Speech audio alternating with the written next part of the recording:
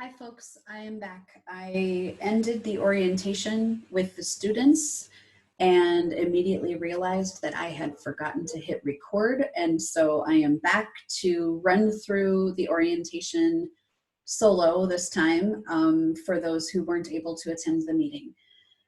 So what you're looking at is the Google login page, and I am going to log in as this lower L student, this pretend student in our classroom, and look at the email. So this is where you are going to start with joining Google Classroom. You're going to have an email from me, and when you open it, it's going to have a link to the Google Classroom site, and then it's also going to have this class code. So before I go any further, I am going to copy this class code. And then I'm going to go to Google Classroom. And when I open it up, it's going to look just like this. And there's nothing there because you haven't joined a class yet. But if you look over here, you see a helpful little arrow drawing your attention to this plus sign in the upper right corner. And we can click on that and we can select Join Class. And that's going to bring up a request for that class code. And so I'm going to paste my code in there and join the class. And here I am. Now, before we get too excited and look at all this stuff, I'm actually going to come out here to classes. This is the area I would like you to think about as the hallway. Now, our elementary class at school doesn't really have hallways, so you might like to think of it as the coat room, where you are arriving at school for the day, you are hanging up your coat, and you are starting to think about what you are going to work on. And you can see right here that we have an assignment that is due on Monday, and that is the story of money. I could click on it here and start working on it right away if I want to, but I want to show you a few more things. This is for the lower elementary class. That's the only class you have joined so far, so that's the only one you're going to see. If you were a part of other classes, you would see multiple classes here. And then it has the teacher's name, obviously. It has some reminders here. And then when you come down here, you see this icon that looks like a person, like the portrait of a person. This is one place where you can click to see the work that's just for you. So here's our friend lower L student. This would be your name in your version of Google Classroom. And it's got 2 assignments, the story of money, which has been assigned, and then the poetry assignment looks like it has been turned in already. So this is a place where you are going to get a list of those activities that you are either working on or have finished, or things that are waiting for you to do. So let's go back to the classes, back to the hallway. And we have another icon here that looks like a file folder. That is going to take us to a Google Drive that is just for our class. And so this is a place where we're going to put any forms or worksheets or helpful things are going to be here. That's going to be your storage of your work. Okay, so let me close out of that. So now we're going to go from the hallway. We're going to click on the classroom. And now it's as though you have walked into the elementary classroom, the lower elementary classroom. Upper elementary, you will have a classroom that looks almost exactly like this. And I'll be working on that later today. So in what we're viewing right now is called the stream. The stream starts with some announcements. So I have a welcome announcement here, and then I have a second announcement explaining about the fact that I forgot to record the the orientation. And also I was having some trouble with an assignment that I had tried to post. So as you are going to hear me say many times over the next few days, thank you for your patience. I am learning a lot of new things. So the other thing you will see in the stream are new materials that have been posted, and you can see that Mrs. Min has been hard at work posting, maps, transformation of a square paper, multiplication tables, all kinds of things for us to be working on. All of these things are available in Google Drive. You can go right now, click on the maps, and go to that link and print out whatever maps you would like to work on. That is available to you right now. So this stream is going to show the recent activity so that you can kind of take a look and see, oh, well, what's new? You know, this is, I would like you to think of the stream as you're entering the classroom and your teachers are smiling at you and saying good morning, and you're talking to your friends about what you're going to start your day with. That's the feeling I want you to have when you are in the stream. Okay, I'm going to move over to this tab, which is Classwork. And Classwork is your view of the different areas of the classroom and the shelves in those areas. So obviously I'm starting you off with a welcome section. We're going to get back to that in just a minute. I have a practical life and self-care section getting started where there will be activities for your body and mindfulness and perhaps some tips about helping out at home, because that's good practical life for us. And also right now I just started with gym. So this is actually, if you click on this, you're going to find a link to all of Coach Reyes's workouts.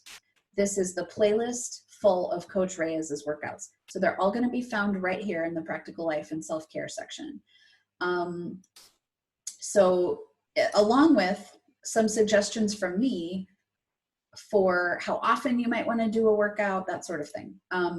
And then I've also included for now a sun salutation with Mrs. Rogers from our YouTube channel, which is just a great way to start the day. So there will be lots more in there to come. And then we have our language section of our classroom. Right now, our language section includes an assignment. So if you're looking at the icons here, you can kind of see this one, which is just handwriting paper, is, it looks a little bit like a book with a bookmark in it. That's just a piece of material that you can click on, and then you can print it from your home printer. You can also download, I think, maybe not, maybe just print. But anyway, it'll be here for you whenever you need it. You can copy the link. Well, we'll play with it a little more. I'm not really sure.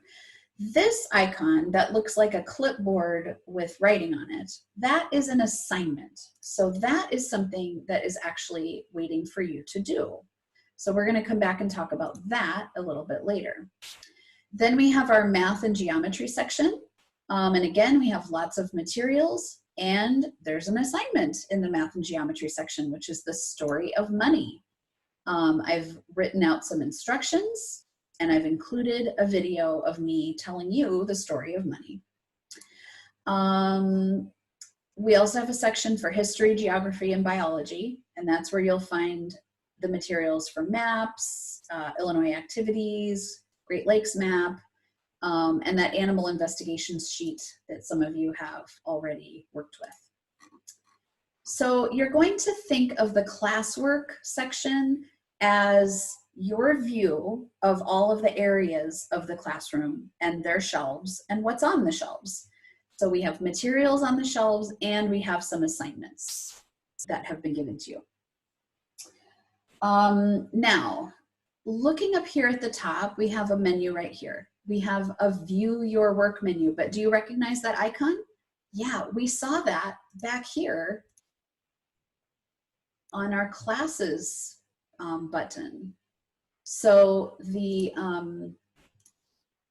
view your work is going to bring you back to that list. of your specific assignments. Then we have a link for the Google Calendar. This is really fun. We have a calendar set up for our class. So you can see we are right here. It's Wednesday the 8th, and we are right here. It's almost noon as I'm recording this, and I'm better get ready because I have read aloud at 1 o'clock.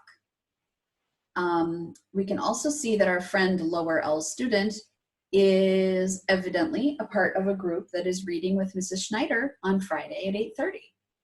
So this calendar will show you what you are included in and what groups you are a part of. It will not have activities that you are not a part of. So you will know everything that's on this calendar is for you, including, look, here's that assignment we talked about for poetry. That has been assigned with a due date of Friday. Now I want to talk about that a little bit, just kind of show the month view here. I'm assigning that for Friday because it's the same as the activity that was sent to you in the email yesterday, and half of you have already done it, and doesn't take a long time. So I thought Friday was plenty of time, but in general, we're going to make these due dates according to the amount of time an activity should take, with the understanding that we are still a Montessori school and that students are going to finish things in their own time. And some of them will be finished quicker and be ready to move on to other things.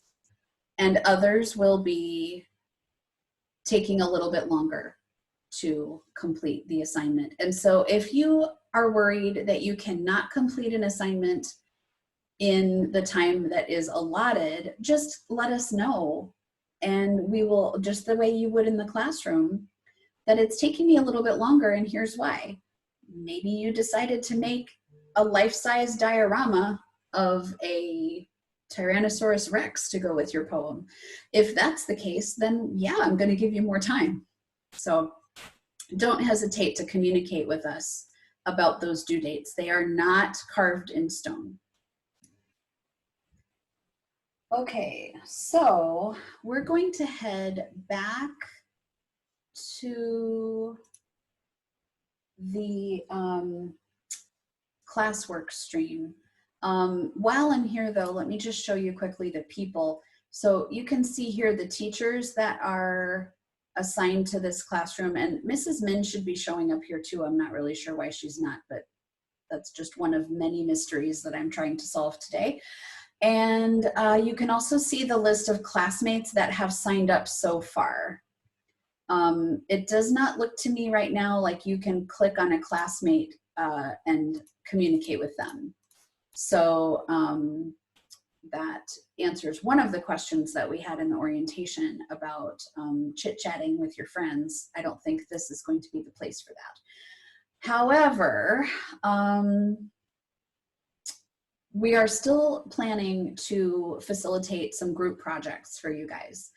I think one of the things that Google Classroom is going to offer us is a way to manage the assignments and the lessons so that we can free up some of our time, Ms. Yersi and I, to facilitate some more group lessons. That is a goal that we have. So I'm hopeful that once we get this up and running and we get comfortable with it, that it's going to free Ms. Yersi and I up for a lot more group lessons.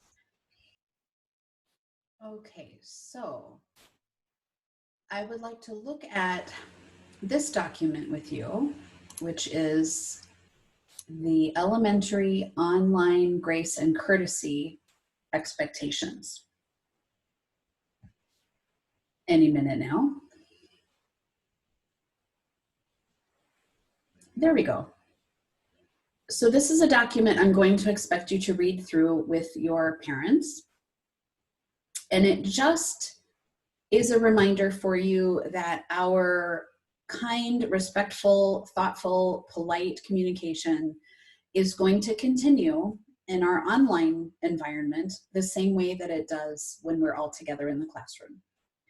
So we're going to be patient and kind as people are learning new technology. We are all learning new technology right now. We're going to be respectful when disagreements and misunderstandings happen. We're going to use our positive communication to respectfully express our needs, desires, and feelings, and we will expect others to do the same with you. We're going to be thoughtful, just like with group lessons in the classroom. We're going to remember to take turns, and we're going to practice not interrupting during group activities. And we're going to pay attention to when it is time to be thoughtful and purposeful in an activity and when it is okay to get a little silly.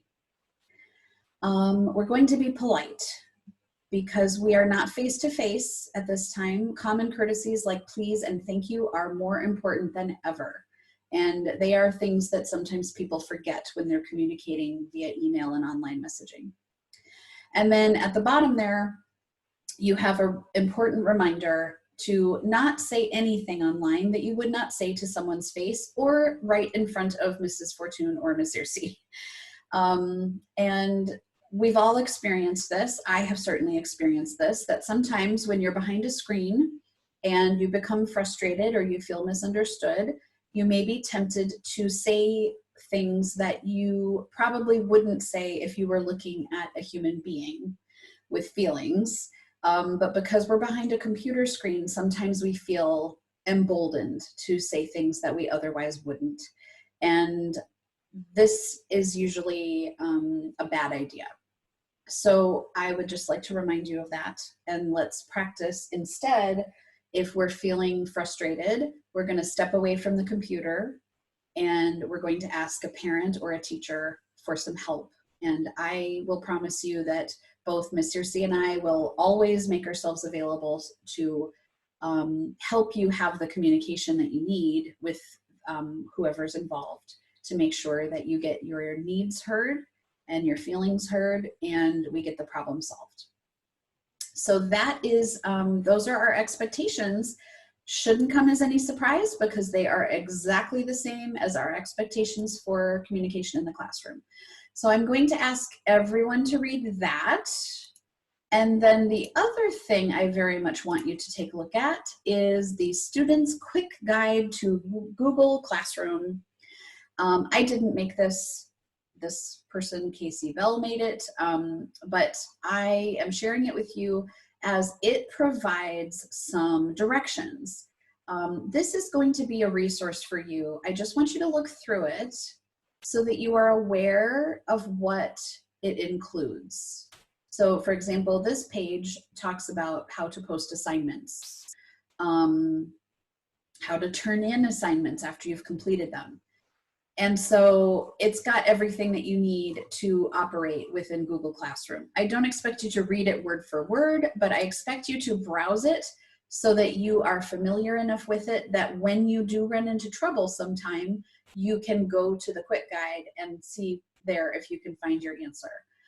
We're going to practice the same activity that we do in the classroom when we need help. We're going to, some classrooms refer to it as 3 before me, because occasionally when students run into trouble, the first idea they have is to ask the teacher. And I am a great resource. Emily, Ms. Searcy is a great resource, but we have a lot of students. And so it's going to be very helpful if you are in the habit of asking, first of all, asking yourself, do I have a resource already that can help me find this answer? And in the case of your technology questions, it's going to be this Student Quick Guide right here. If that does not answer your question, then I hope you will turn to your classmates and see if they have an answer for you. And chances are, if you've run into this trouble, they have too, and they will have perhaps solved it and can show you how to solve it. I have had a lot of help from my friends throughout this process of adjusting to online learning. And so I know that you can count on your classmates and friends as well. And then finally, of course, parents and teachers are definitely going to be good resources for you, but I want to make sure you are practicing looking for those answers on your own using these resources provided. Okay, so I let you know that I would be coming back to this poetry exercise to talk about the assignment. So you can open it and it will show you everything you need right here. But if you would like, we can click view assignment and see it a little bit bigger. And so I have written out some instructions. Please watch the video below. Choose a poem from either a book you own, a library book from your local library's website, or the Poetry Foundation using the link below. And here's the link. So you have everything you need right here to do this activity. You're going to watch the video and then you're going to do the activity that is described in the video. And I've asked you to do at least one poem by Friday, April 10th. If you already did this exercise, you do not have to do it again. You may simply log in, open up this assignment, and you're going to click, well, I've chosen poorly because this one has already been turned in by our friend Lower L. If we hadn't already turned it in, we would see a submit button here. To submit something means to turn it in. And so that's already happened, but that would be right here where you would turn that work in. And there would also be a link, a place where you could link to a file.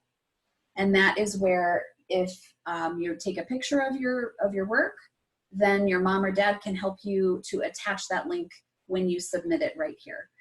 So let's take a look at the other assignment, which was the story of money. Let's open that one up. Okay, now this one is a video. It's a story. It's one of our longer stories. I'm sorry for the beeping.